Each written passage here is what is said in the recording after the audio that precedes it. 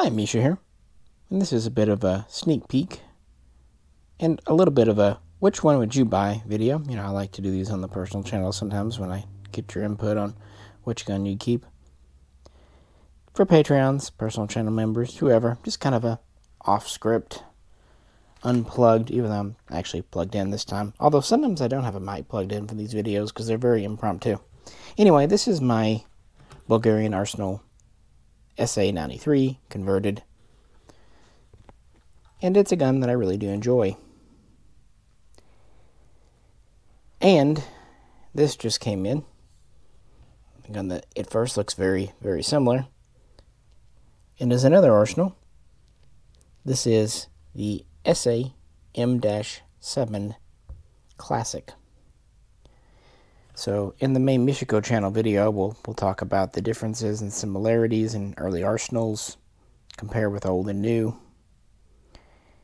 And here, I'm going to show you both, talk a little bit about them, and just kind of get your take on which one you would keep if you were me. Or if you were you, if you want to buy the other one. Either way, I don't know. Anyway, let's just hang out for, 10 or 15 minutes and ramble on about some milled receiver AKs. Of course, I knew these would be very similar guns, but it's been a minute since I've had an SA-7 Classic in. So laying them side by side, it kind of impressed me how similar they really are. And I don't mean the specs, I mean literally like the lightning cuts and things. Both have a 16 1/4 inch cold hammer forged chrome line barrel. It is of the original AK Type 3 medium heavy profile. Both are threaded 14x1. This has a muzzle nut, this has a muzzle brake. Both have a working bayonet lug for a Type 1. Both have a cleaning rod. Both have a ported gas tube with original 45-degree gas block with the sling swivel on it versus back here. Both have Bakelite handguards. Now, Arsenal did do a run, a very small run, of classics with Bakelite. I don't think this is one of those. I think it probably came with the blonde. However, the receiver is dated 2005, and that's when the run was made. It's possible, though again, probably not likely, this furniture came on it. Mine, of course, I know I put on. Both have a milled receiver, and it is a true milled. Of course, a standard bolt group. They both fire 7.62x39, and both have a standard mag well. Neither one was ever restricted to 10 rounds, although for different reasons. Both have a standard salmon-colored pistol grip, and both have an AK Type 3 buttstock, but it's that wonderful Bulgarian salmon solid piece stock. Yeah. So dimensionally, they're both the same. But, well, how, even though they look, the end result looks the same here, how they came to be is actually quite different. And that kind of gets to the crux of which to keep. Let's begin with the SA M-7 Classic. Saving the furniture here, this is in standard configuration as it left the factory. The SAM Classic, both the fixed stock and folders, appeared during the assault weapons ban around 2003. Although, of course, the folding stock had to be pinned open. But in 2005, they started producing them in what Arsenal called ban-free configuration. Yeah, they were on the website in 2004, but I don't think they shipped them until 5. That meant you had a working bayonet lug, a removable muzzle nut, and you could have a folding stock. Interestingly, the whole time they could take standard mags. This receiver is dated, or coded, for 2005. However, that doesn't mean that's when they built it. They could have, but Arsenal tended to have these receivers and use them. For example, I was still getting 2008 dated receivers up to 2016. That seems to have been a particularly large batch. Either way, that means this could have come with Bakelite, but I'm doubtful. Oh well, it doesn't really matter. This is Bulgarian furniture, so it doesn't really matter if it was installed at Arsenal or not. Here's the deal. These were produced in Las Vegas at what we would think of as Arsenal's custom shop. They were essentially built by hand and were considered a limited specialty gun from the get-go. What Arsenal did, they brought over parts kits, brand new virgin Bulgarian parts, and back then they could still bring in the barrels, and they built these on US-made receivers. Now, back then we kind of accepted that these receivers were US-made under the law, but were created using forging blanks out of Bulgaria. I still kind of think that because they're made very exacting to the original, but it's also possible, since we're talking about Arsenal, that they just had the exact drawings to make these and passed it on to a U.S. company. One thing is for sure, we do know that they were finished out in Nevada by a U.S. company, so that makes them American-made under the law. Since they were a custom shop gun, they tended to have a very nice trigger, even for a Bulgarian. They had a nice, even, semi-glossy paint finish over park. And just in general, they were well slicked up guns. And this one, you can tell, Arsenal's back in 2004, 2005 really had a feel to them that we haven't seen since, because Arsenal was such a small company back then. And again, these were built from virgin condition parts.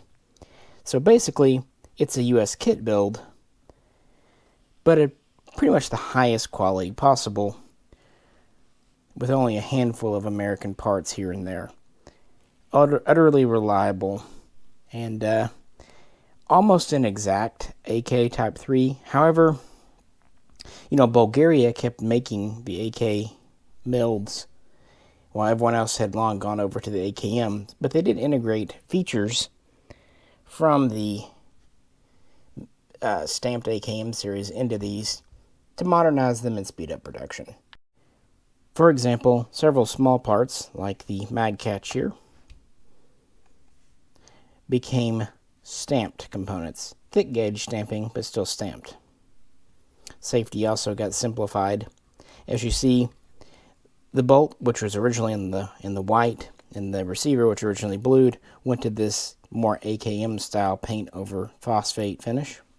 But really the biggest change, they went away from a barrel that was screwed into the receiver and one that was pressed and pinned in.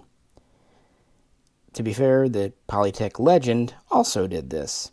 However, this is actually closer to an original because a Polytech Legend only has 2 rivets on the trigger guard here. This still has the original 4 pattern. And also, this still has the original pattern front sight base that's machined. The Polytech Legend actually has cast components up here, which is perfectly fine, but not how the originals were made. Just saying. So for a long time, this was as good as you could get in America. But they were always expensive, even more so than a standard Arsenal. But technically, they weren't the first, at least not if you didn't mind a little do-it-yourself. That's, of course, where the SA-93 comes in. But, of course, when it came in, it looked not a whole lot like this. It looked like this. Because not only did I get a classic in, I got an unconverted, basically untouched, still even has the little boot on the handle, SA-93. This is exactly how these came into the US of A. In fact, both of these receivers are from the same importer, Sentinel, and are dated 1994. Take a look.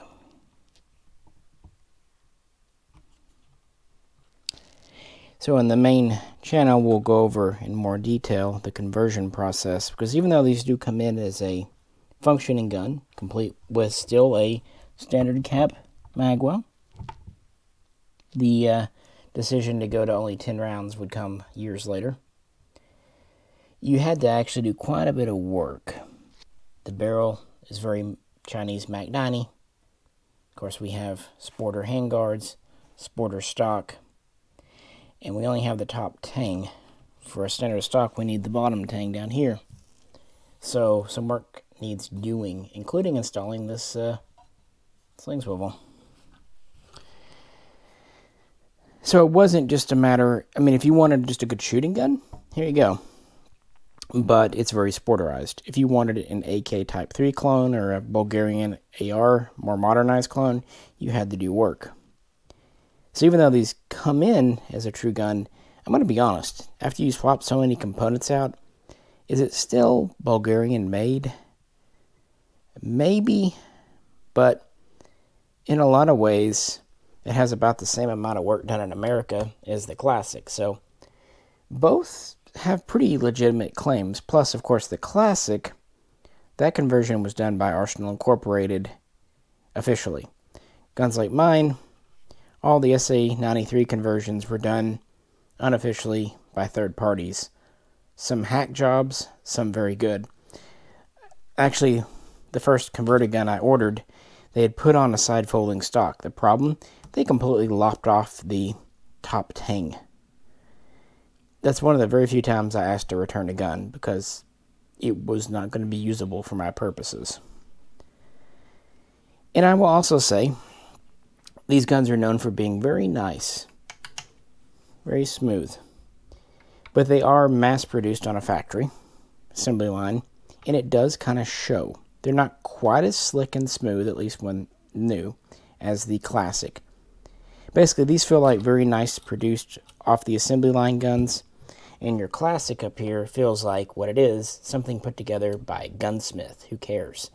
It does have kind of that Krebs custom or whatever have you spit and polish feel. The insides are just really slicked up and well done. Not that these are rough by any means, but you know what I'm saying.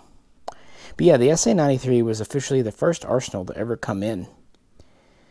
And Dominion Group, DIG, was a big importer, but these only came in for a brief time.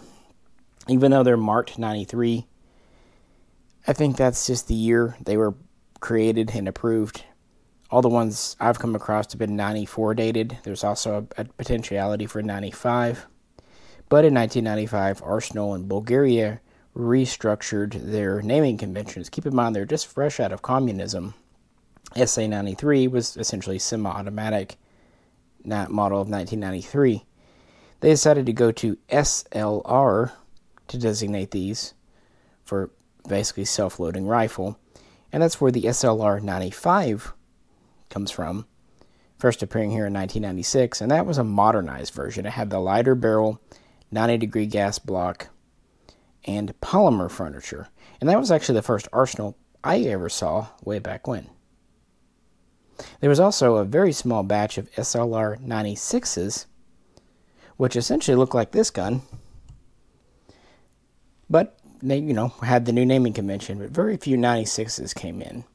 Either way, both of these guns only lasted a brief time because by 1998 they prohibited this evil open magwell.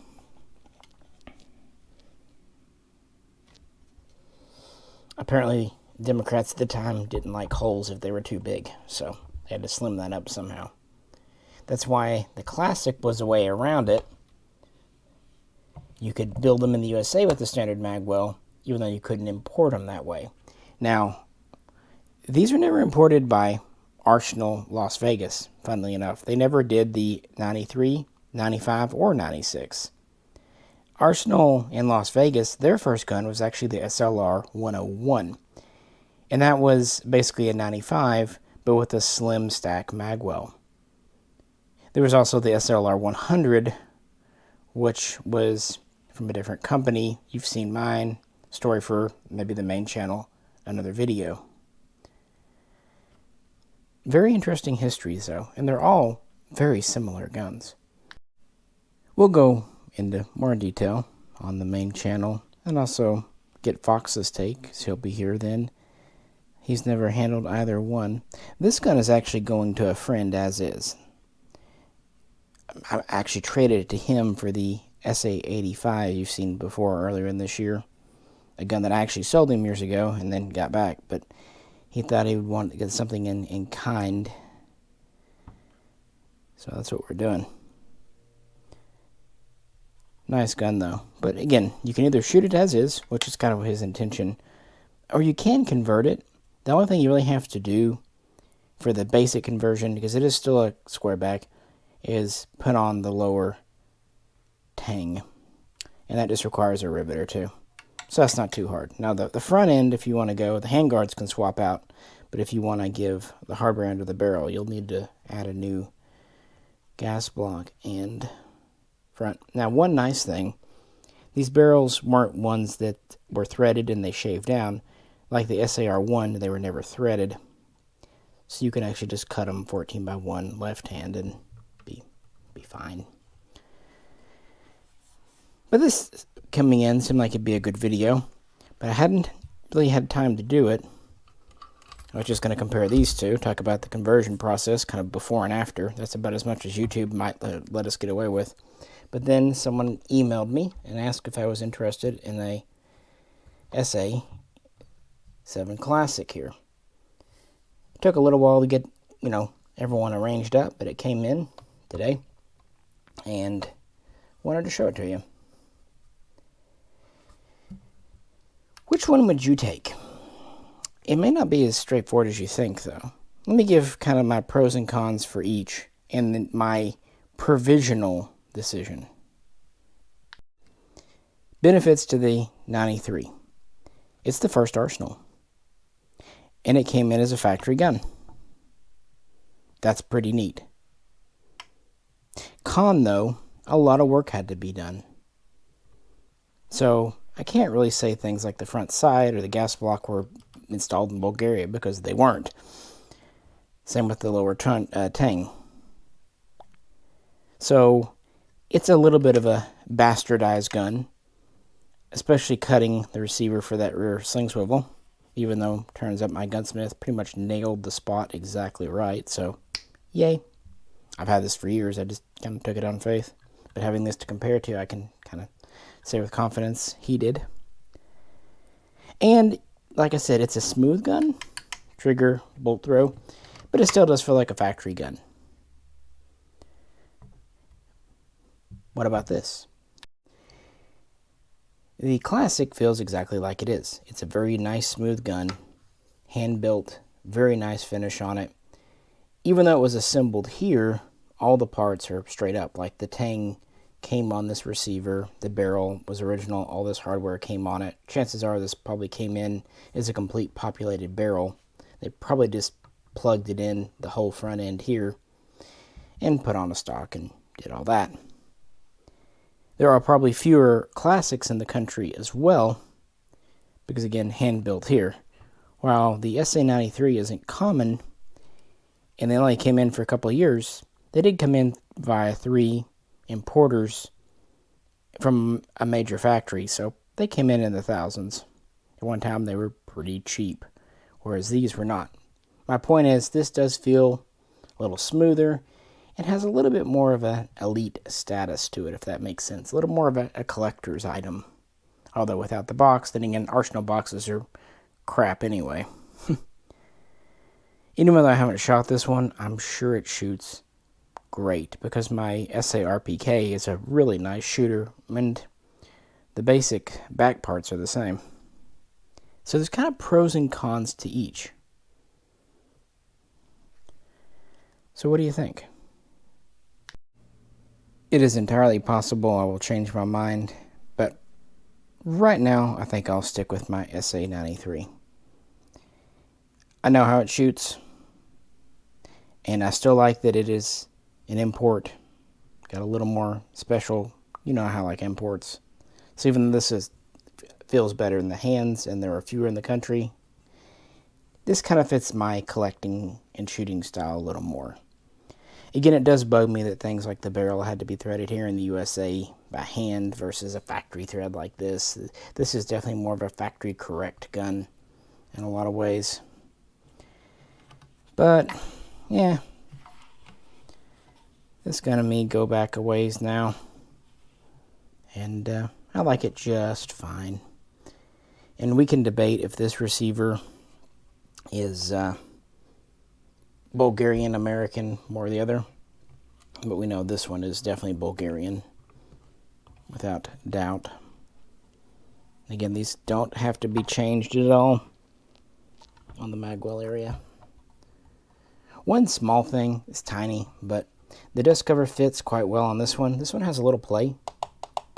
Nothing crazy. You can bend them a little bit, but little things like that when you're trying to decide between two very, very, very similar guns can make the difference. Even though this has a prettier finish, I actually kind of like the more matte finish on this one more too. So I think for now, that's the one. However, again, one purpose of this video, aside from just hanging out and talking, is to get your opinion. And please do share below, because I don't have to make the decision tonight. I have a little bit of time. So share below. And things like furniture, of course, on either one could be swapped out. It takes standard AK milled AK Type 3 furniture. So that's not a problem. But we need to make the main Mishaco video, because this one will be going to a friend around Christmas. So it'll be gone. But in its place is that SA-93. And that's nice. So what do you think? I'm also curious. Are you kind of like me and like the weird Bakelite look? Or would you have rather had the regular Bulgarian blonde wood on these? I like the Polish milled wood and Russian, but I'm not crazy about the Bulgarian blonde. It's a little too slicky for me, but that's me. Anyway, guys, appreciate you hanging out. And as always, please like, share, subscribe. And if you haven't, maybe go over and check out the Patreon page. Q&A, 24 will be coming up soon, as well as a couple of special guest live streams. This is Misha. Catch you very soon next time.